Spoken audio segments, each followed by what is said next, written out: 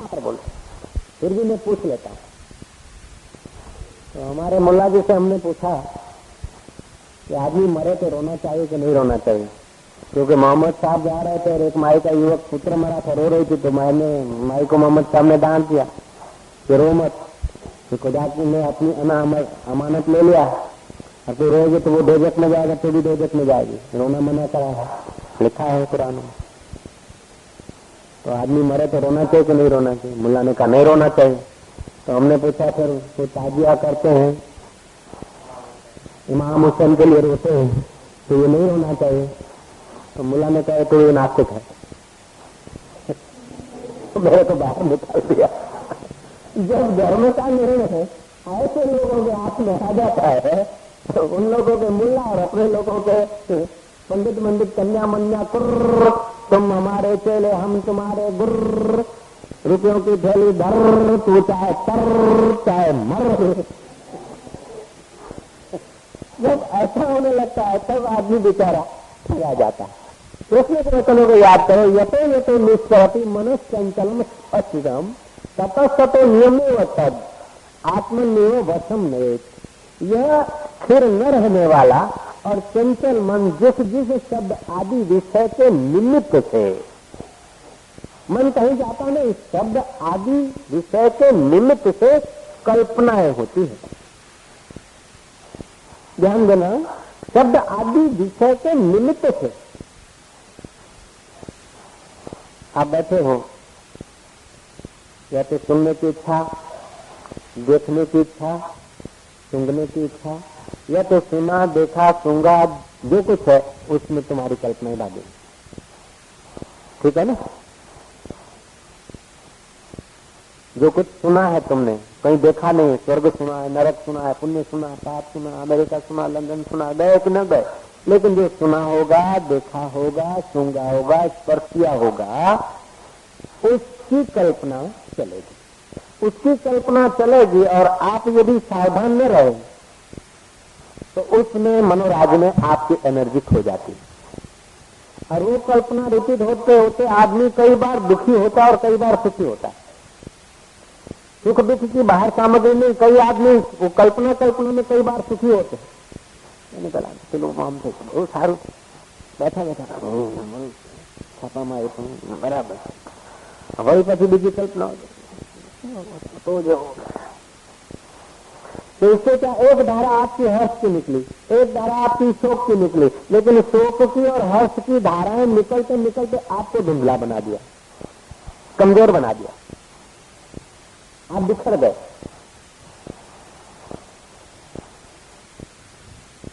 हर्ष के समय आप हर्षित होकर दिखो, शोक के समय आप बड़ा गुस्सा करके दिखाओ, कोई बात नहीं, लेकिन अंदर में उस समय भी जैसे ज्ञानी जागृत रहता है। ऐसा नहीं कि ज्ञानी चुपचाप रहेगा, कोई उसको जैसा करे ऐसा कर दे ना, ऐसा भी नहीं कि ज्ञानी लड़ता रहेगा, नहीं, ज्ञानी में लड़ता है नहीं चुप रहता है, वो भीतर का जैसा स्वाभाविक स्पंदन होता है वो होने देता है, बढ़िया ढंग से होने देता है, लेकिन साथ साथ में उसी समय साक्षी होता है, दृष्टा होता है। ज्ञानी का गुस्सा तुमने देखा नहीं होगा, किसी ने जरा सा कभी कभी देखा है, ज्ञानी का प्रेम भी नहीं देखा हम लोगों ने। प्रेम करेंगे तो भी पूरा, डांटेंगे तो भी पूरा, क्योंकि वो पूरे में खड़े हैं और हम मुझे अधूरे मनीराम में खड़े हैं, इसलिए बड़ी अधूरी। बाबा जी से किसी ने पूछा कि आप साधना क्या करते हो? बाबा ने कहा कोई साधना नहीं। बोला आप कौन से भगवान का ध्यान करते हो? मेरे से भी किसी संत ने पूछा था कि महाराज आप कौन से भगवान का ध्यान करते हो? मुझसे कौन से भगवान का ध्यान मतलब? मुंबई में कोई संत था, संत तो ठीक वो कोई स्थानधारी था, गादीपति, મોટું ડેરું હતું, આપણા કરતા ઘણું મોટું ડેરું હતું, અને એ ડેરાનો માલિક મરી ગયો, એનો કાકો થતો હતો, એટલે ભત્રીજો આવીને બેઠો, જય શ્રી કૃષ્ણ. એને મને પૂછ્યું કે તમે કયા ભગવાનનું ધ્યાન કરો છો? મને લોકો પૂછે કે ધ્યાન કરવું તો મારે શું કહેવું, તમે કયા ભગવાનનું ધ્યાન કરો છો?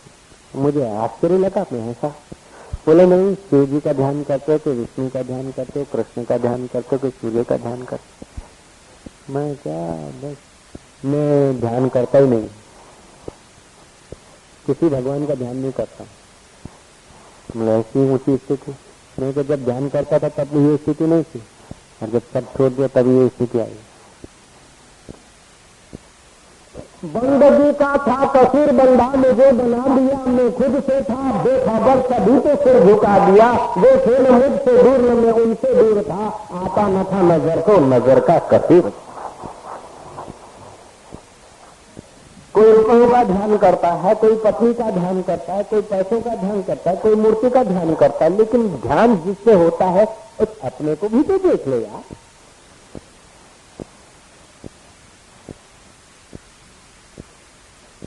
पहले खुली आंख दिखता था, अब बंद आंख करके देखो किसी देवी को, देवता की प्रतिमा को। ठीक है प्रारंभ के लिए, लेकिन वेदांत बोलता है यहाँ रुकने की जगह नहीं है, ये पड़ाव है, मंजिल नहीं है।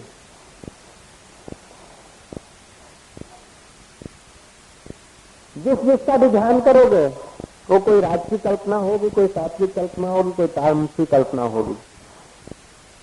कोई भूत में खड़ा होगा, कोई भविष्य में खड़ा होगा, वर्तमान में तो तुम ही हो यार।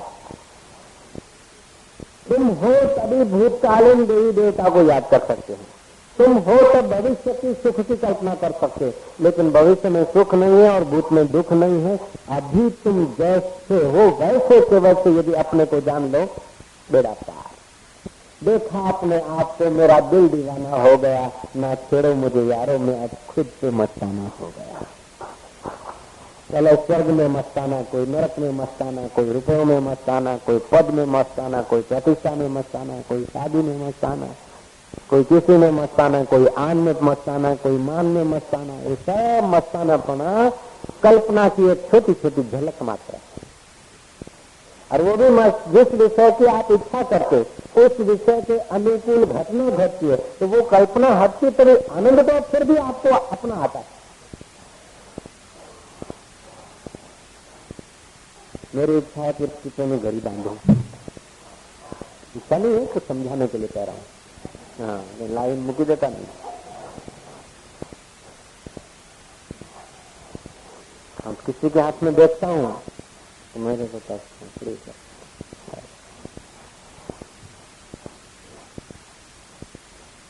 गया घूमता घामता कभी किसी सज्जन के पास से એને વેચી એને હાથમાં હતી, નવી લાયા પણ એને પસંદ નથી, અત્યારે બીજી નવી લઈ છે ને ऑटोमेटिक।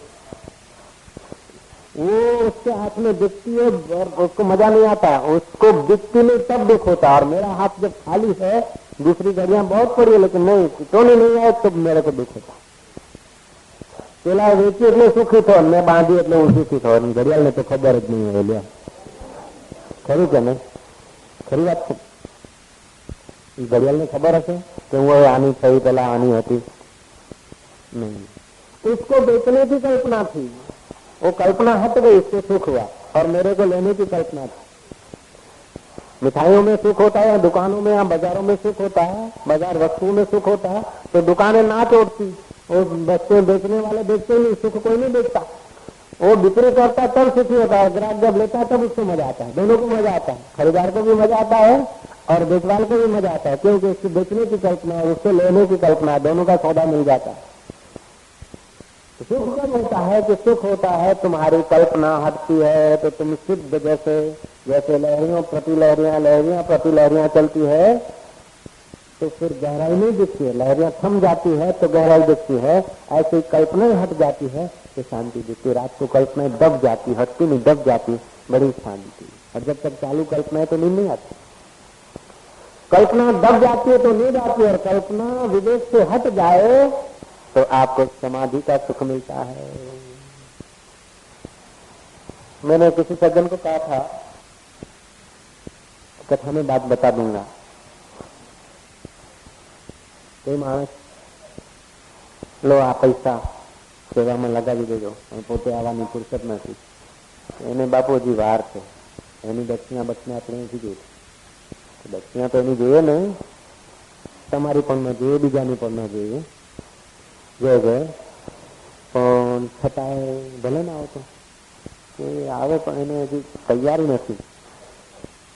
दक्षिणा देने के बहाने से भी आ जाए तो कोई हरकत नहीं, लेकिन एक बार सत्संग में आ जाए, कथा में आ जाए तो वाह है। भाई मनुष्य शरीर में 4 प्रकार के मन होते हैं, 4 प्रकार के आदमी होते हैं। एक होते हैं पामर, दूसरे होते हैं विषयी, तीसरे होते हैं जिज्ञासु, चौथे होते हैं ब्रह्मवेत्ता। पामर क्या? मन के पार हिस्से में जिनका जीवन मर जाए वो पामर। एक कुपमंडुक जीवन, पुण्य था के पाप थाय, वाह थाय के निंदा थाय, पण मारे के आ बस करो, भोगो, लहर करो। हालांकि लहर શીખી નહીં એમથી, બધું કરું છું તે પોતાના સુખ માટે, પછી દેવી દેવતા ભગવાન સમાજ ગુરુ શાસ્ત્ર બીજું કાંઈ નહીં। એક પામર હોતે, दूसरे होते विषय, સમાજમાં આપણી ઇજ્જત રહે, સુખી રહીએ અને ભવિષ્યમાં પણ સુખી થઈએ, સ્વર્ગે જઈએ, विश्व में जाए, वो होते हैं विषयी माइंड के लोग। तीसरे होते जिज्ञासु, तो यहाँ भोग भोग के शरीर को जला देना, ये वहां भी भोग भोग के फिर वापस गिरना, इसमें कोई सार नहीं। ऐसी चीज को जाना जाए, ऐसी चीज पाई जाए कि फिर कभी पतन न हो। ऐसा क्या है, ऐसा सार क्या है जिसको पाने के बाद कुछ पाना न पड़े। यद गत्वा निवर्तन के तद धाम परमम मम, ऐसा कुछ मिल जाए। कैसे मिले, वो कैसे मिले, क्या है उसका स्वरूप, क्या है, इसकी खोज जिनके चित्त में पैदा होती है वो होते हैं जिज्ञासु। तो बहुत ऊंची स्थिति। जिज्ञासु में भी 3 प्रकार के लोग होते हैं, एक साधारण जिज्ञासा, एक मीडियम जिज्ञासा और एक तड़पती हुई जिज्ञासा। विषय में भी 3 प्रकार के होते हैं, कनिष्ठ, मध्यम, उत्तम। सामर में भी 3 प्रकार के होते हैं। સુંદરા વિનાની ગાયનું છે એટલે વાંધો નહીં, આ કનૈયાની ગાય ક્યાં છે, 2 ધન ધનાઓ। ऐसे भी पामर होते हैं कि नहीं खाવું तो છે પણ આવું નહીં ખવાય આપણે। પામર તો ખરા પણ બકરી જ છે, બીજું અમુક અમુક છે ગાય નહીં। પામર ખરા, જ્યારે કોઈ તો વાંધો નહીં, પણ ગાયનું તો નહીં। એકદમ ગાય હોય એટલે એકદમ थर्ड क्लास फॉर्मर, પેલા સેકન્ડ ક્લાસ ફોર્મર ને પછી ફર્સ્ટ ક્લાસ ફોર્મર। એમ जिज्ञासु विषय પણ first class, third class, second class. जिज्ञासु भी 3 प्रकार के होते हैं।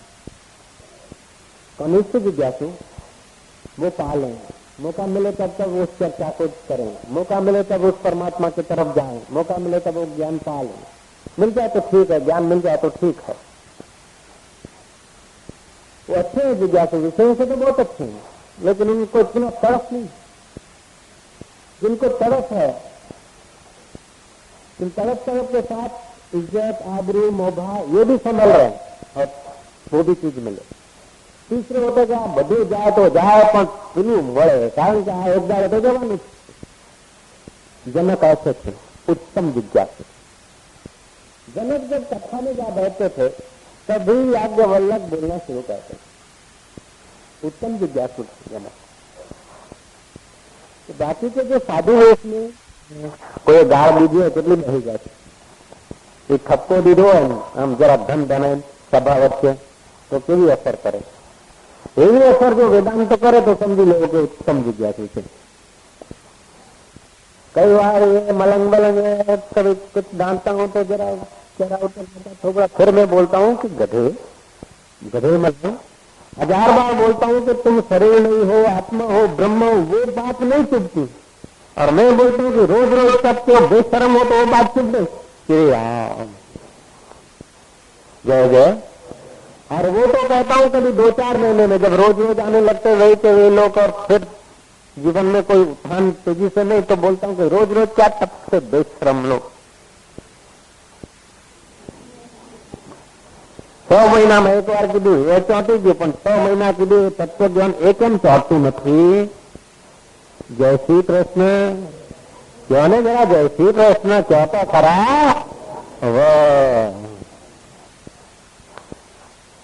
वो जिज्ञासा की तरतीव्रता नहीं है। जनक के पास तरतीव्रता थी। जनक कथा में आए और याज्ञवल्क्य बोले, बस जैसे आपने स्विच ऑन किया और पंखा घूमा, ऐसे जनक का बैठना और याज्ञवल्क्य का शुरू हो गया। और रोज वो बात उनको खटके છે. બીજું તો બધું સારું. યાજ્ઞવલ્ક તો બ્રહ્મવેતા ભગવાન રૂપ है. ये विषमता अच्छी नहीं. हम मुंड मुंडाए, कोई दाढ़ी रखाए, कोई माला घुमाए, कुपिन पहरे, सब कुछ छोड़ के साधु बने. हम कथा सुनने को आते, हमारी कोई कीमत ही नहीं. हमारी पास वैल्यू तो થઈ ગઈ ને, ગણતરી તો થઈ ગઈ ને અમારી. ઋષિ મુનિઓ છે બધા લાલિયા પીળિયા બધા રંગબેરંગી છે. અને આ રાજા વિઠાટ નો આવે ને શરૂ થાય. याज्ञवल्क ने एक बार योग बल से जनकपुरी में आग पैदा कर दी. जैसे डायरेक्टर के आइडिया से पर्दे पे आग हो जाती है, दिखता है ना, आज सही योग बल से भी हुई. वजीरों ने आदमी भगाया और जाकर जनक को कहा लो नगर में आग लगी. जनक ने सांडा पकड़ के हाथ पकड़ के बिठा दिया. दूसरा आदमी आया थोड़ी देर में कि आग महल के करीब करीब आ रही है, आप चलो, तुम आवाज मत करो, सत्संग चल रहा है. फिर वजीर आया, समझ गया कि उन्होंने काम में कहा होगा और महाराज ने बिठा दिया होगा. चिल्लाया, राजा साहब महल में तो आग लपटें लेने को है, लेकिन महल के आसपास के साधु संतों को, इन महापुरुषों को जो झोपड़े बना दिए वो भी अब पता होने को है, और आप कृपा करिए चलिए. जनक बैठे रहे, वो तो सबूत है. याज्ञवल्क ने सबको थाम दिया, ठहरो जरा, जनक तुम तो जाओ, इतना पूरा नगर जल रहा है. बोले महाराज वो एक दिन जलने वाला है, देर सवेर, उसको मैं कितना संभालूंगा. ये जो बुझाने के लिए जीवन मिला वो बुझ रहा है, ये भीतर की तपत बुझ रही है. आपका सत्संग का अमृत बरस रहा है, उस अमृत को पीठ देकर वो मिटने वाली चीजों को मैं संभालने को कहाँ जाऊं. साधुओं को कहा तुम क्यों जाते. बोले हमारी कोपिन सूखती होगी, लंगोटी हमारी बड़ी ना जाए, हमारे તુંબડું ના જતું રહે. बस એટલા માટે जनक આવે છે તો કથા શરૂ થાય છે. अग्नि बग्नि कुछ नहीं, जाओ. तो जो लोग पामर होते हैं उनको संत पुचकार प्यार देकर विषय बनाते हैं. जो थर्ड क्लास पामर है उनको सेकंड क्लास में आते हैं, जो सेकंड है वो फर्स्ट में, और जो कुदरती फर्स्ट में है, दान पुण्य करने की आदत है, तो उनको थर्ड क्लास नहीं कह सकते. वो विषय है. दान पुण्य करते ना तो भविष्य अच्छा जानते, भविष्य अच्छा उसमें तो दान पुण्य करते, तो विषय है. और विषय को फिर जिज्ञासु बनाते. विषय जब आने लगेगा तो जिज्ञासु होगा, और जिज्ञासु यदि 2 नंबर का है तो पहले नंबर का करेंगे, तीसरे का है तो दूसरे का करेंगे, और जब पहले नंबर का होगा तो उसको साक्षात्कार के बिना और कुछ अच्छा नहीं लगेगा, फिर उसमें असर करेगी बात, और वो बात से फलेगी फूलेगी, और एक दिन वो तत्व ज्ञान को उपलब्ध हो जाएगा. तो बापू मारी परीक्षा लेवा करता हશે કે શું મોરારજીભાઈ દેસાઈએ બાપુને યાદ કર્યા હતા, મને કોઈ જવાબ મળી આવો. કહેતા હતા એ વાત સાચી હોય ગમે તે અમેરિકાની વાત છે, બાપુ પરીક્ષા કરતા હશે. પરીક્ષા નહોતા કરતા અને અમને એમની પાસેથી કઈ લેવું નથી, પણ ગમે તે રીતે ગમે તે રીતે ઓખા જેવો તેવો ઘઉંનો રોટલો. बिरला घाट पर वो जो घाट वाले बाबा रहते हैं उनकी और हमारी एक बार चर्चा हुई है. आनंदमयी माँ के पास मिनिस्टर लोग आते हैं, MP लोग आते हैं, बहुत लोग आते हैं. हाँ बोले ये माई है बेचारी, कईयों को संभाल के बैठी है, एक विभूति है भारत की. घाट वालों ने कहा विभूति है भारत की, कईयों को संभाल बैठी है. कल कुछ साधक लोग आए थे, प्रश्न हुआ था आपस में, और प्रश्न उत्तर से दिमाग विकसित होता है. इंदिरा चल बसी तो पूरे विश्व में खबर फैल गई और 12 दिन का शोक जाहिर हो गया. लाखों लोगों ने भाग लिया होगा, बाजारों में असर पड़ी होगी. किसी ने प्रश्न पूछा इंदिरा से आध्यात्मिकता में, प्रभाव में आनंदमयी माँ कम थी कि ज्यादा थी. इंदिरा की गुरु तो इंदिरा से कई गुना ज्यादा थी. नेहरू की भी वो गुरु थी, इंदिरा की भी गुरु थी, और कईयों की गुरु थी. आनंदमयी माँ तो बोले आनंदमयी माँ चली गई तो 12 दिन का तो क्या, 12 घड़ियों का भी भारत में शोक नहीं फैला. और शायद विश्व में तो खबर नहीं, लेकिन भारत के कई गांवों में भी खबर नहीं पड़ी होगी कि आनंदमयी माँ चल बसी उस समय. इनका तो इतना, और उनके गुरु इतनी ऊंची थी तो उनकी कोई पता ही नहीं चला और किसी कोने में चल बसे। आव केम थતું છે એ પ્રશ્ન જિજ્ઞાસુનો કોઈ ભગતનો છે હું તમને પૂછું છું, કેમ થયું હશે? બોલો, ये बात तो साची है, प्रश्न तो बराबर है। इंदिरा के इतनी प्रसिद्धि हुई चले जाने पर भी, और जितना मातम मनाया गया, शोक मनाया गया, श्रद्धांजलि दी गई, उसका 100वां हिस्सा भी उनके गुरु के प्रति लोगों ने नहीं किया होगा, उतनी भीड़ नहीं हुई होगी।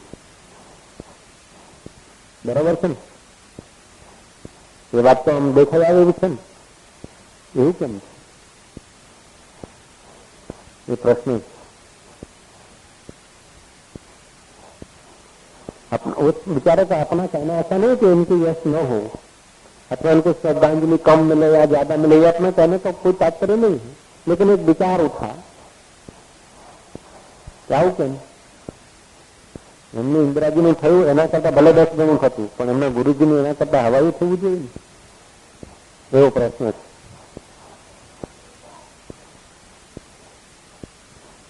બોલો, તમારી પાસે છે જવાબ?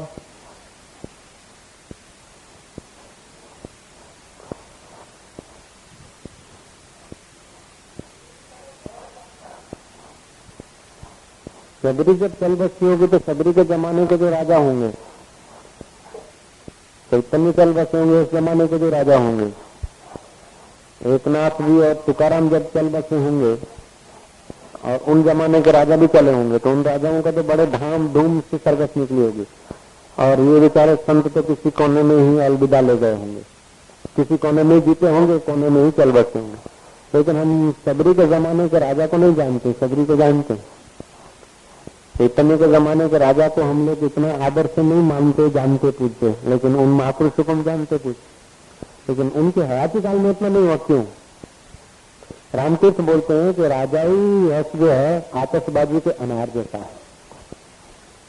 राज्य यश जो है ना, राजाई यश वो आतशबाजी के अनार जैसा है। आतशबाजी का अनार दिखता है बड़ा धूमधाम, और भगवान के रास्ते चलते हो तुम्हारी दूसरी बात कि आनंदमयी माँ पूर्ण थी कि अपूर्ण थी? पूर्ण थी। पूर्ण में यश की इच्छा नहीं थी, इसीलिए उनका यश नहीं हुआ, एक उत्तर। दूसरे के राजदारी पुरुष बहुत लोगों के संपर्क में, और बहुत लोग उसी कैटेगरी के होते हैं, उसलिए भी यश। तीसरी बात यह होती है कि वो पूर्ण में यश की और इतना की इच्छा नहीं होती, और जिनकी जैसी इच्छाएं तीव्र होती है उनको ऐसा होता है। लेकिन ये सब है सपना मात्र। किसी के मरने पर भीड़ ज्यादा हुई तो क्या, कम हुई तो क्या, कोई अनार खाकर जिया तो क्या, कोई फल खाकर जिया तो क्या, रोटी खाकर जिए तो क्या, जाड़ा पहन के जिया तो क्या, पतला पहनकर जिया तो क्या, प्लेन में घूम कर जिया तो क्या, और बैलगाड़ी में जिया तो क्या। लेकिन वो कल्पना के बहाव में बहा के कल्पनाओं का साक्षी हुआ, इस बात पर मूल्य है। जीवन में उसमें जहाँ से जीवन शुरू होता है और ये जीवन रूपी बुलबुला चल चल के गुनगुना कर फिर लीन हो जाता है, इस बुलबुले के आधार रूप आत्मा को उसने जाना कि नहीं जाना, ये भी जाना, कोई मानो चाहे न मानो। हजारों भीड़ हो तो भी कोई हरकत नहीं, और न भीड़ हो तो भी कोई हरकत नहीं, लेकिन ऐसे लोगों के चरणों में हमारे प्रणाम।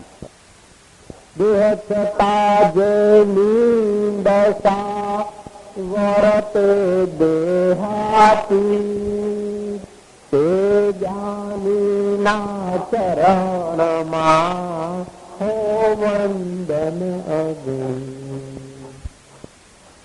क्या कहते? वैरी भयंकर है विषय पीड़ा न बंतु भोग का, चंचलपना मन का मिटा अभ्यास करके योग का। योग शब्द भी बड़ा व्यापक है। लय योग, हठ योग, कुंडली योग, नादानुसंधान योग।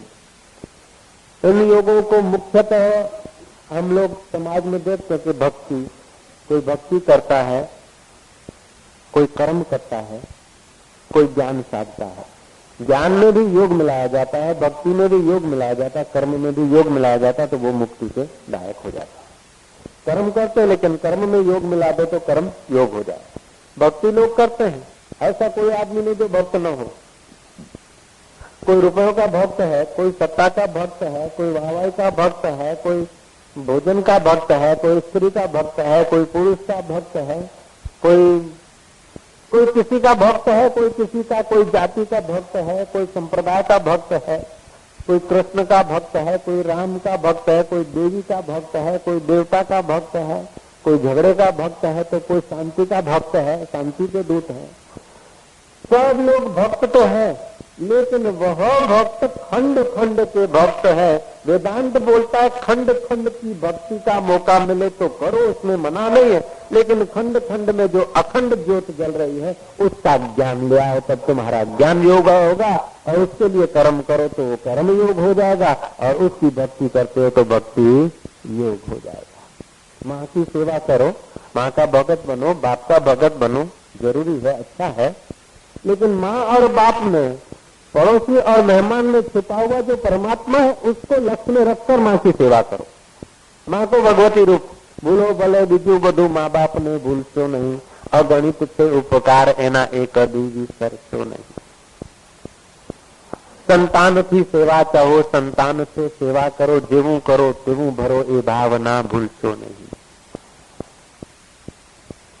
माँ बाप का ऋण तो कैसे हम चुका सकते हैं? माँ बाप की भक्ति करने चाहिए, लेकिन माँ बाप में परमात्मा है, ऐसी भावना के साथ यदि भक्ति की है तो भक्ति योग हो जाएगा। माँ बाप की बात माना, माँ बाप को आदर दिया, तो आदर देते हैं कि उसमें भी मेरा प्रभु है।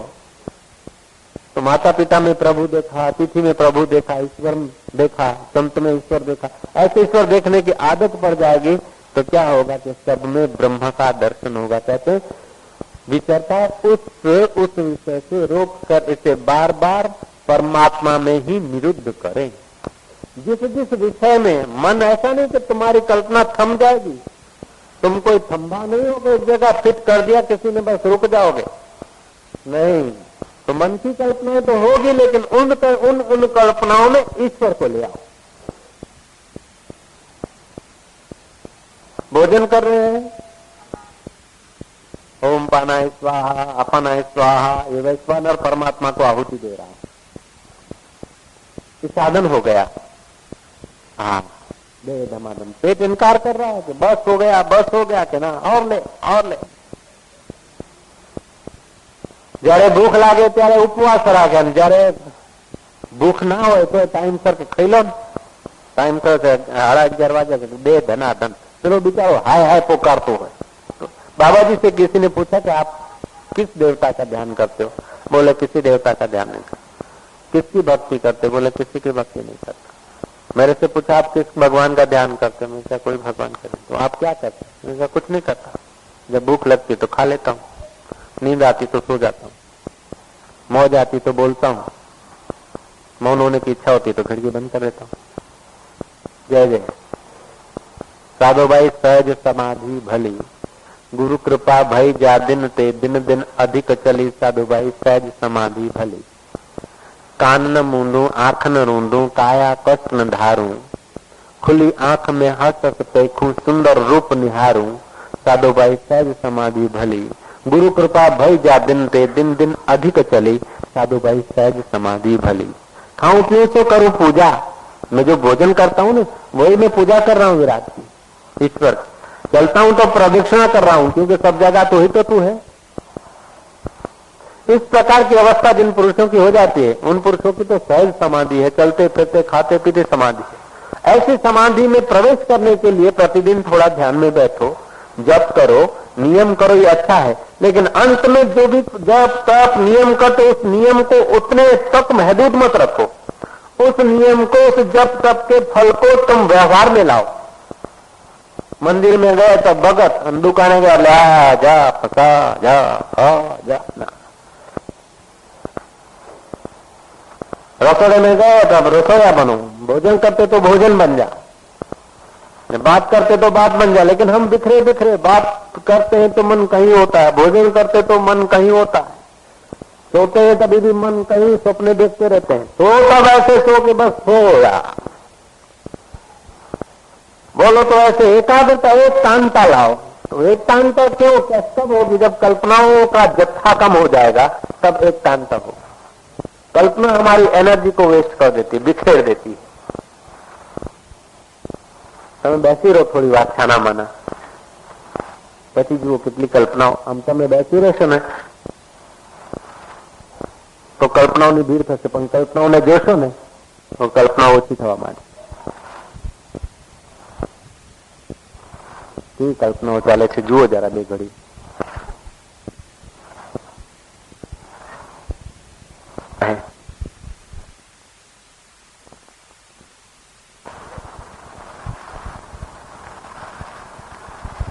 ध्यान ध्यान मत करना.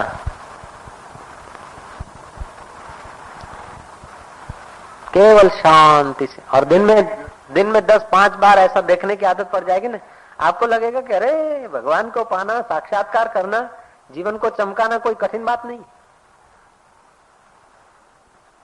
क्योंकि एनर्जी जो बिखर रही थी ना, बिखरना कम हो जाएगी तो आपके अंदर बल आ जाएगा. પેલો પૂજારી ઘંટડી વગાડે જાય, નોખો ફેરવે જાય, કોણે દહકો મૂક્યો, કોણે પહોંચ્યો મૂક્યો, પેલી ઉંદરડી શું ખાઈ જાય છે, આરતી કરે જાય. जब आरती करते तो आरती हो जाओ, आरती करने की मना नहीं है.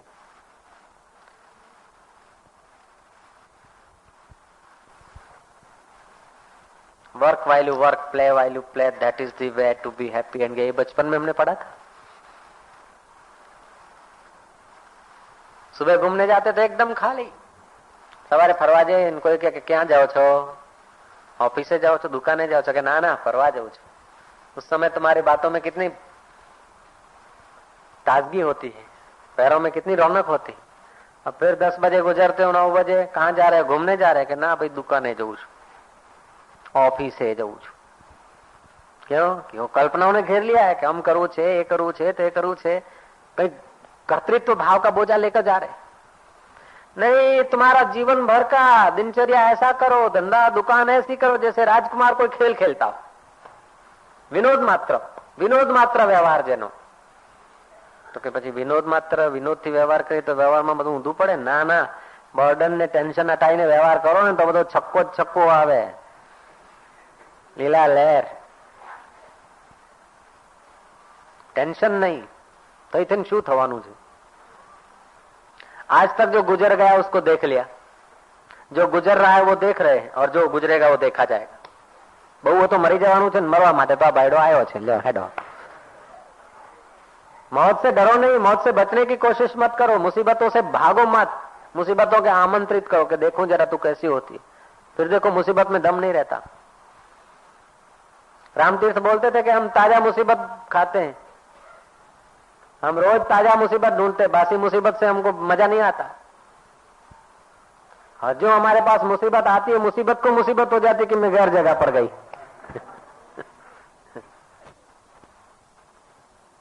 કૂતરું ભસતું હોય ને તમે એની સામે જાઓ તો પૂછ દબાઈને ભાગશે, પણ જો તમે એ ભસ્યું ને તમે જો ગભરાઈને ભાગ્યા તો પેલા કુરકુરિયા વાહે પડશે. सीधी बात. ऐसे ही विघ्नों से, बाधाओं से, मुसीबतों से डर के जो आदमी जीता है ना, तो विघ्न, बाधा और मुसीबत के छोटे मोटे बच्चे भी तुम्हारे पीछे पड़ेंगे. बेइज्जती न हो जाए, बेइज्जती के भय से तो बेइज्जती हो जा. चल ओम ना થઈ જાય કે એમ થવાના, મૃત્યુના ભયથી મોત હારી, अपमानના ભયથી अपमान हारू. भय खतरनाक होता है. भय तुम्हारी कल्पनाओं को और बढ़ा देता है, शक्ति को क्षीण कर देता है.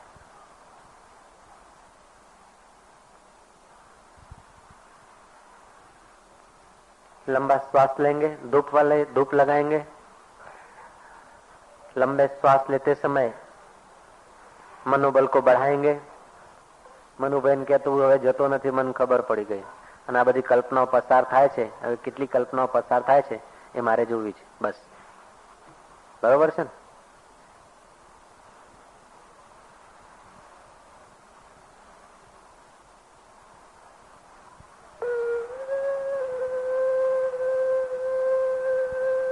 के जाल से मुक्त हो रहा है, मेरे मन की चंचलता मिट रही है. इस प्रकार का भाव दृढ़ करते करते तुम्हारे मन को आत्मा में स्थिर करो. कल्पनाओं की उन धारा में तुम्हारी वृत्तियों को बिखरने से बचाकर उस अंतर्यामी परमात्मा में गोता मारो।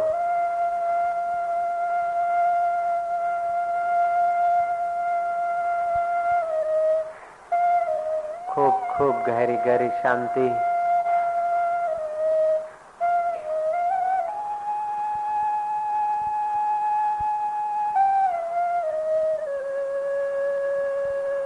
दृढ़ भावना करो कि मेरा मन शांत हो रहा है,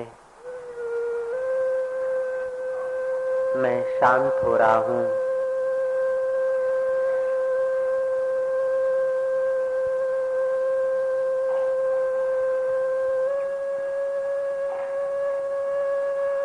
जैसे सगर राजा के वंश में विश्वसह के पुत्र सम्राट खटवांग हो गए।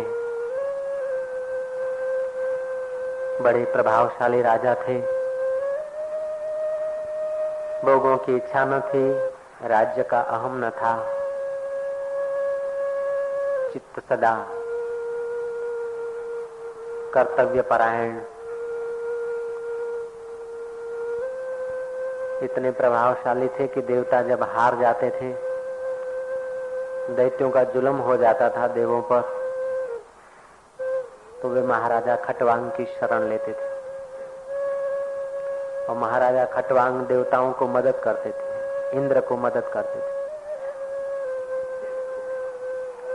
मदद लेते लेते देवता उसके रण से दब गए थे।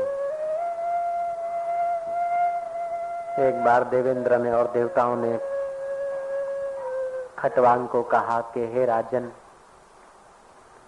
कुछ वरदान मांग ले। खटवांग भोगी तो था नहीं, जिज्ञासु था। देखा कि हमारे सगर राजा चले गए, हमारे पितामह और पिता चले गए। जगत की ऐसी कौन सी चीज मांगू जो सदा रहेगी। जो कुछ मांगा जाएगा और जो देवता लोग देंगे वो उनके सात्विक संकल्प से देंगे, सात्विक कल्पना से देंगे। और कल्पित चीज सदा टिकती नहीं। देह भी सदा नहीं टिकता, तो देह की चीजें सदा कैसे टिकेगी। मैं और कुछ मांगू। उन्होंने स्वर्ग का आधिपत्य न मांगा, जगत का आधिपत्य न मांगा। उन्होंने पूछा कि तुम तो त्रिकालज्ञ हो, देवता लोग को ये बताओ कि मेरा आयुष्य कितना है। तब देवताओं ने बताया कि तुम्हारा 2 घड़ी का आयुष्य है, 1 मुहूर्त मात्र। 2 घड़ी का आयुष्य सुनकर खटवांग ने कहा, बस ये 2 घड़ियों में मैं अपने जीवन की यात्रा कर लेता हूं। और उन 2 घड़ियों में बैठ गए, परमात्मा के ध्यान में निमग्न हो गए। मन में भाव आता था, देवताओं को मदद की। बोले ये कल्पना है, कल्पनाओं से मदद हुई और देह से मदद हुई। बच्चों को पढ़ाया लिखाया, ना ही राज्य किया, ना ये सब कल्पनाओं ने किया। मैंने कुछ नहीं किया। राज्य भी संकल्प और कल्पनाओं से हुआ, बच्चों की पढ़ाई भी संकल्प और कल्पनाओं से हुई। वो महारथी भोपाल जो देवताओं को मदद करता था, उसने इस कल्पना के राज को जानकर एक घड़ी तो आने में और जगह में पहुंचने में लगी, बाकी 1 घड़ी 1 मुहूर्त में साक्षात्कार कर लिया खटवांग राजा ने। 1 मुहूर्त में, 1 घड़ी में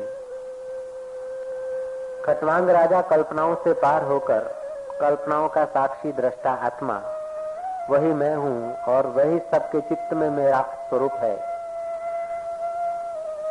मैं आत्मा हूं, साक्षी हूं। उस अपने असंग निसंग भाव को योग्यता के अनुसार होते हैं। तो अकेले में गए। कौन? हनुमान प्रसाद फौजदार, गीता प्रेस, गोरखपुर के संत। अभी राम सुखदास है, वो आए थे इधर अपने वहाँ, बड़ी अच्छी सेवा की उन्होंने सनातन धर्म की। हनुमान प्रसाद में अकेले में गए, बोले बाबा जी तो शंकराचार्य ने भी कहा क्लेशा विद्या रह जाती है। बोले शंकराचार्य स्वप्न पुरुष थे कि स्वप्न दृष्टा थे? स्वप्न के संसार में हुए थे कि स्वरूप में हुए थे? केसरिया, शंकराचार्य ने ऐसा लिखा है, ऐसा वचन है शंकराचार्य का, तो शंकराचार्य कल्पित संसार में हुए थे कि ब्रह्म में हुए थे? हनुमान प्रसाद को इतना आनंद आया, इतनी शांति मिली, उनका ये शास्त्र है, ये जो पढ़ रहे हैं ना, उनके वचन है। पूरा कर दो।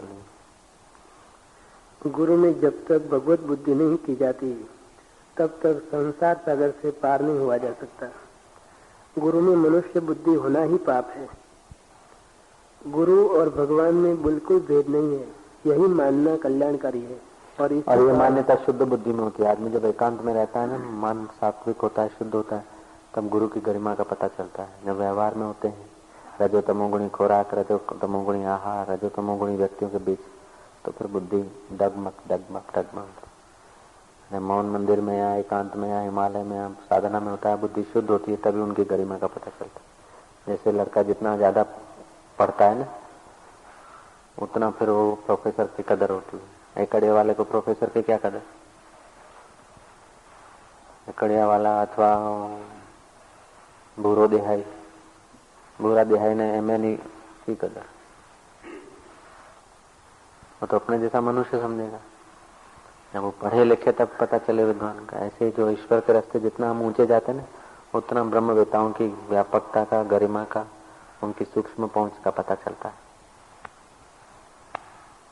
वाघरीवाड़ा में इंदिरा गांधी जाए तो પેલી ગલબી ડોશી કે આ બેનને કપરા હારા પહેરેલા છે, પણ એની કલમમાં કેટલી તાકાત છે તો દિલ્હીની રાજનીતિ જાણે ત્યારે ખબર પડે।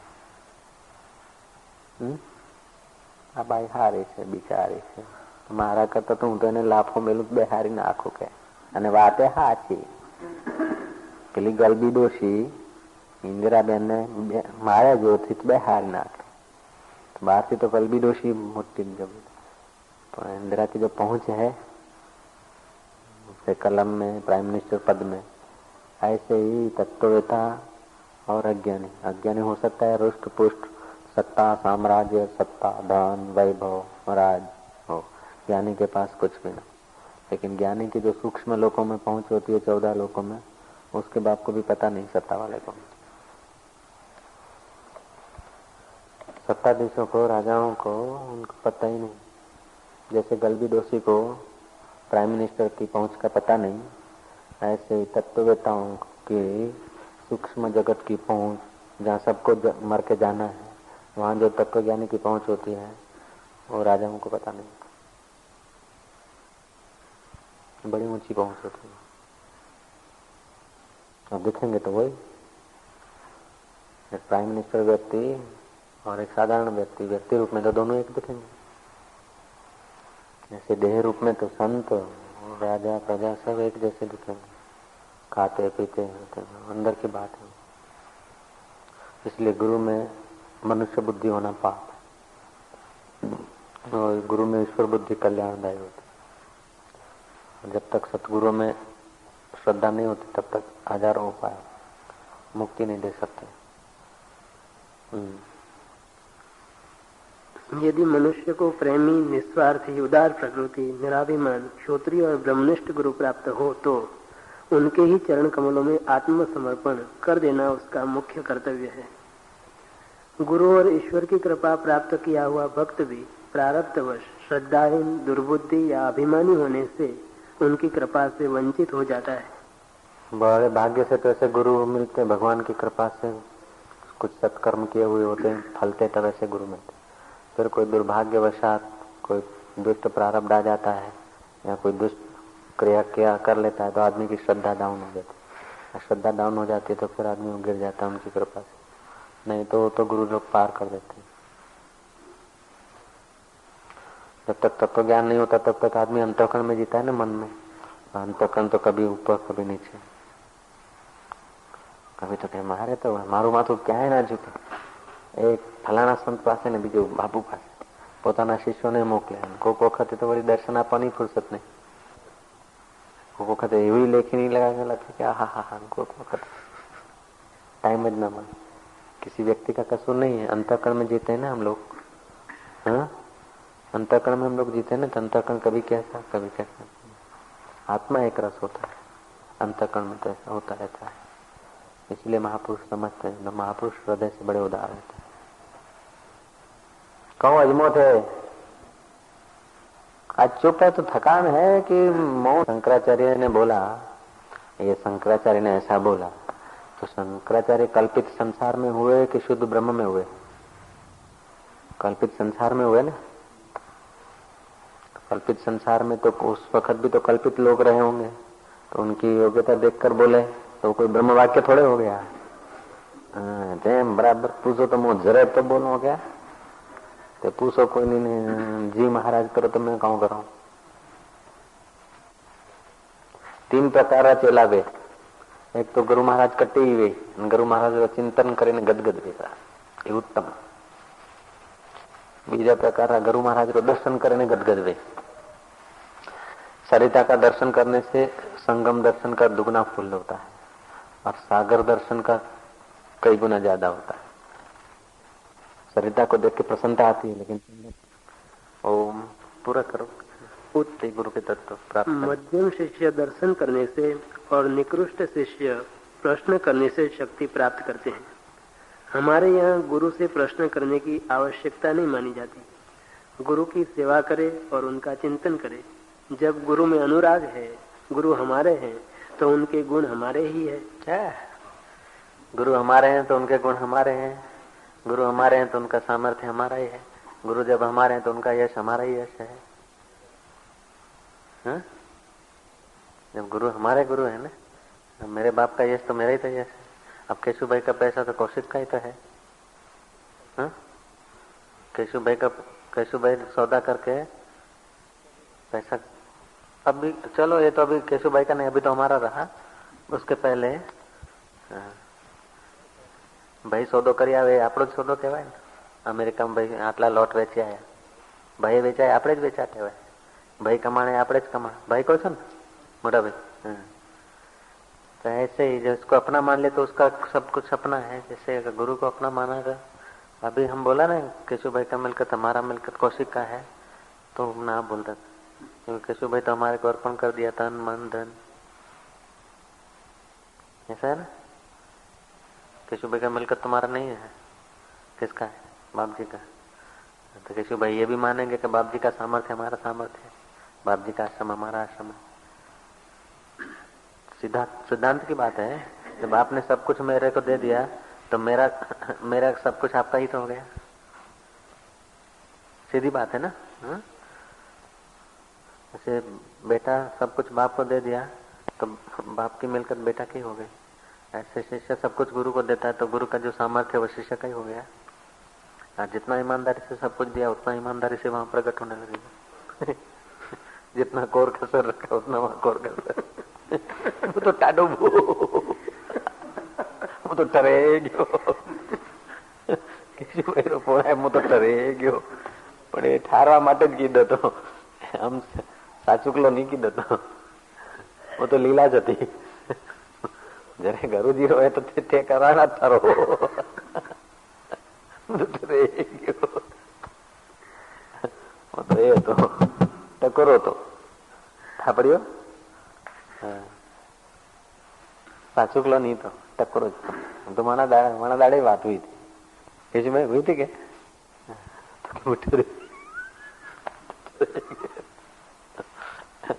तो भी ठीक है. हाँ पढ़ो. आजकल लोग गुरु ઊંડા માટે हजी अर्पण नहीं हुआ. परीक्षा करता है ना टाइम, उस वक्त थोड़ी पता चलता है परीक्षा ये परीक्षा ऐसा पता चले तो परीक्षा क्या. हाँ पता चले ये परीक्षा ऐसा करे तो हाचुकलू कर. भले 100 महीना मजा करे, 12 महीना 2 વર્ષ. हमारे वहाँ क्या होता था कि किसी को लड़का हो ना तो उसका नामकरण छठे दिन करते हैं, उसको बोलते छठी। तमें पटेलो में एम छठी के छठी, हाँ। तो छठी में जिसको पहला पहला लड़का होता है ना, तो पहले के जमाने की बात है, हम बच्चे थे तब, तो लोग भोजन करने आते हैं, तो लड़के के बाप को 2 रुपये दें तो वो 4 करके देगा, 5 दे तो 10 करके देगा। मतलब वो खुशी में जो भी लोग भेंट थे उसको दुगना करके देने की रवाज होता। कोई आदमी बोला इसको तो लड़का हुआ है, दुगना करके देगा, 200 रुपये दिया, उसने रख लिया।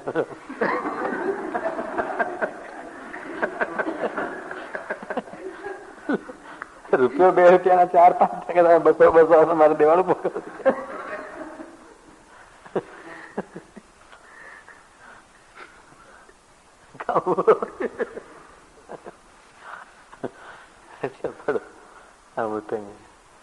आजकल लोग गुरु सेवा तो करते नहीं, फिर भी चाहते हैं कि हमें विद्या आ जाए। गुरु सेवा बिना जो विद्या है वो सूचना है, विद्या नहीं। तो बैठे आचार्य प्रोफेसर ये सब तो समझते हमारे पास विद्या है, नहीं सूचना है। विद्या तो ब्रह्म विद्या है, जो मौत के सिर पर पैर रख के बैठ गया वो विद्या है। गुरु सेवा तक करते नहीं और सोचते हैं हमको विद्या आ जाए। पहले के जमाने में इतना लंबा चौड़ा पढ़ने की जरूरत नहीं पड़ती, गुरु सेवा और गुरु का आशीर्वाद आदमी सब ज्ञान उपलब्ध कर लेता था। हम भी तीसरी क्लास पढ़े हैं, गुरु सेवा ही तो बोल रही, नहीं तो तीजू भणेला चाहिए, पहली बीजी तीजी चौथा मत गया आदमी परीक्षा आपका। ये तो गुरु सेवा से तो ज्ञान हुआ है, तो मास्टरों से हुआ है। मास्टर साहब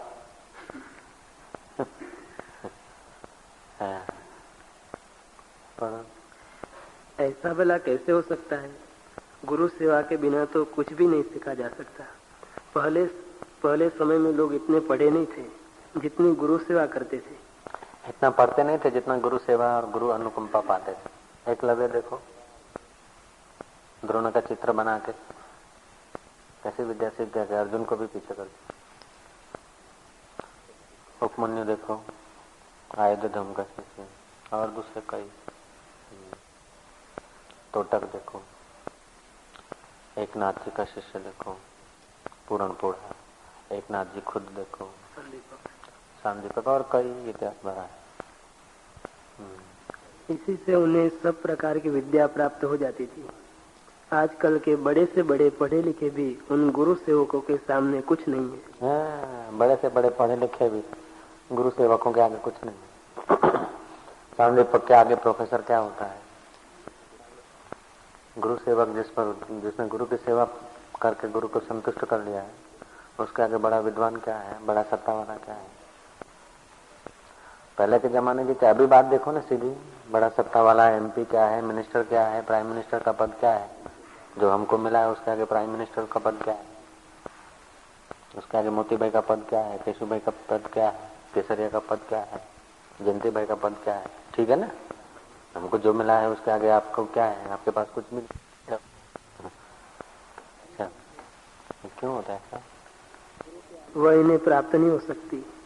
गुरु के आशीर्वाद से ही इन्हें सब कुछ प्राप्त हो जाता था। आजकल शिष्य की गुरु में ईश्वर भावना दृढ़ नहीं होती, इसी से उसे गुरु के सिवा किसी अन्य इष्ट की आवश्यकता होती है। गुरु में ईश्वर बुद्धि नहीं होती, इसलिए गुरु के सिवा अन्य किसी इष्ट, किसी भगवान को भी होता है। अब गुरु भी है और कोई इष्ट भी है, हिड़ब करो। जब सतगुरु मिल गया तो फिर सब इष्ट उसी में है।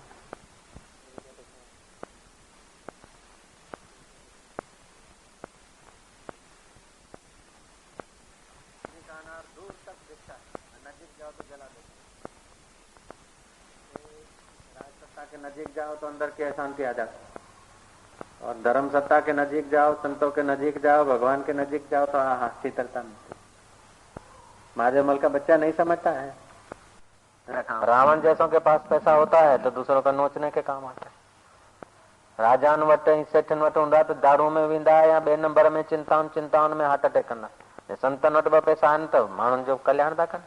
तो केतरन के काका शिवला કેટલાને એવું ભૂત હોય છે સંતોને વળી પૈસાની શું જરૂર? અરે ગધે, बुद्धि नाश हुआ है तुम्हारा, शास्त्र पढ़ो। तो गांधी जी बोलते थे तुम्हारा फर्ज है किसी में गुण देखो, उसमें गुण नहीं भी हो तो भी तुम गुण देखोगे ना, कोई मिल जाएगा। और दोष न भी हो और तुम उसका दोष विचार करोगे तो अपना पाप बढ़ जाएगा, फिर तुमको कुदरत का दुख हो। गांधी जी बोलते थे बस संतन के ही न करण खपे, संतन के हूं न करण खपे। एक आदमी गया बिरला घाट पे, घाट वाला बाबा के पास, पढ़ा लिखा था, कई अनपढ़ गधे होते हैं, कई पढ़े लिखे गधे होते हैं, तो पढ़ा लिखा गधा था। बोले आज के जमाने में क्या साधु संत, पहले तो झूपड़ी बांध के रहते थे, एकांत में रहते थे, भिक्षा मांग के खाते थे, और आज तो साधु संत बड़े बड़े मठ बना के बैठे, लाखों करोड़ों रुपए साधु संतों के आश्रमों में। राधा स्वामी के पास इतने करोड़ रुपए हैं, खांड की मिल है, इतने करोड़ ब्याज पे हैं। गणेशपुरी वाला मुक्तानंद बाबा के पास 100 करोड़ रुपया है, 100 करोड़ ब्याज पे चल रहे हैं। फलाने संत के पास इतना है, फलाना ऐसा है, हरिद्वार में ऐसा है, ऐसा है।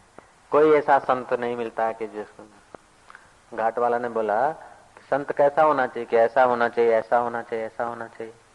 तो बोले देख अभी ऐसा तो कोई है नहीं, तो तू ऐसा बन के देखा तो सब तेरे को पूजेंगे। संत के ये न करण कपे, ये न करण कपे, ऐसा होना चाहिए, ऐसा होना चाहिए। तू तो सब जानता है, तो तू ऐसा बन जा, तो हम सब तेरे को पूजेंगे।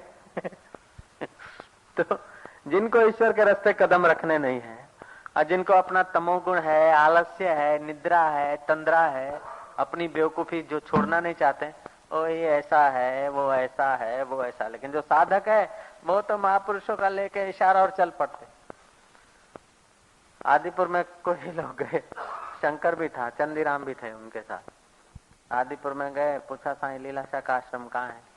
किसी ने बताओ वो लीलाशाह असी तो कौन मञीदा है, उनके असी झूलेलाल खे लख मञीदा है। अरे पाड़िया तो के पूछे के तो जेके मञीन था उन्हनि पातो, जो न मञा तो फिर जख मार। अब लीलाशाह जी जब मौजूद थे तो लीलाशाह ही है, हुआ है, हो अखबारन में थोड़ो कंहिं महिल अची वेंदो, पालनपुर जे अखबारन में हूँ गालियूं ठाहे वही हूँ। अभी लीलाशाह जी चले गए, उनके पत्थर की मूर्ति रख के लीलाशाह भगवान की जय, अभी 4-4 हजार आदमी इकट्ठे होते। अब मौजूद थे तो 15 आदमी, 17 आदमी, 13 आदमी। साईं टेऊराम मौजूद थे तो उनके आश्रम में मरे हुए कुत्ते छोड़ के जाते थे। उन्होंने जो कुएं खुदवाए उसमें घासलेट पंचायती खर्चों से डाल दिया जाता था।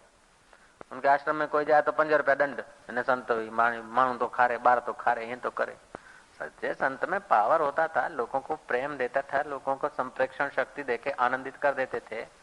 उनकी योग साधना होती थी तो बच्चे बच्चियां जो यंग ब्लड है ना, उनमें ग्रॉस्पिंग पावर ज्यादा होता है। 36 साल की उम्र के नीचे के लोग होते ना, तो उनमें उनके गर्म खून होता है, गर्म, और बुद्धि में ग्रहण शक्ति होती। अब 42 के बाद फिर थधो जेको जोश तव्हांखे 25 साल जी उम्र में हो, 30 साल जी में वठ वठाओ, हाँ यार ठहियो, बगारियूं ॾेई यार ठहियो, फलाणो छा तो करे यार छॾे। वो जमाना था कि वो क्या हुआ, ये क्या हुआ। तो जवानी होती है ना, तो वो उसमें ग्रहण शक्ति होती है, ग्रॉस्पिंग पावर को बोलते।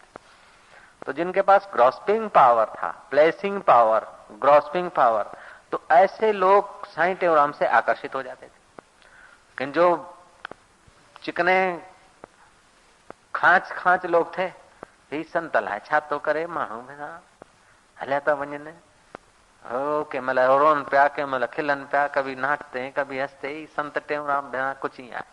पोइ गिला कंदे कंदे कंदे पंचायती ठहराव हुआ कि टेऊराम के आश्रम बंद कराओ। वहां की नगर पालिका जो सुन के टेऊराम जी डिब पे मरे हुए कुत्ते छोड़ के आते थे। टेऊराम ने कुआं खुदवाया तो उसमें पंचायती खर्च से घासलेट डलवा दिया। तो समाज में इतना विरोध, फिर भी लोग जाते थे।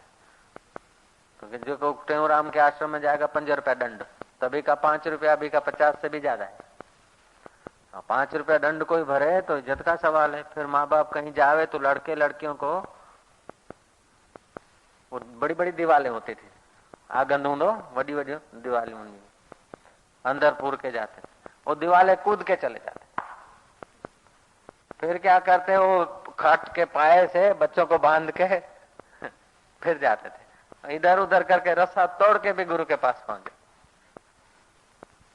जिनको लगन लगी वो तो फायदा ले लेते थे, और जिनका नहीं है वो तो उस समय भी ऐसे संत को चर्च बर्च रख के पकड़ाने की कोशिश करते थे। फिर धीरे धीरे क्या हुआ कि उन्होंने देखा समाज के लोग तो दक्षिणा बक्षिणा तो नहीं, बेचारे बच्चे बच्चियां न कमाए न करे, सत्संग में आवे, फिर ढोढा चटनी।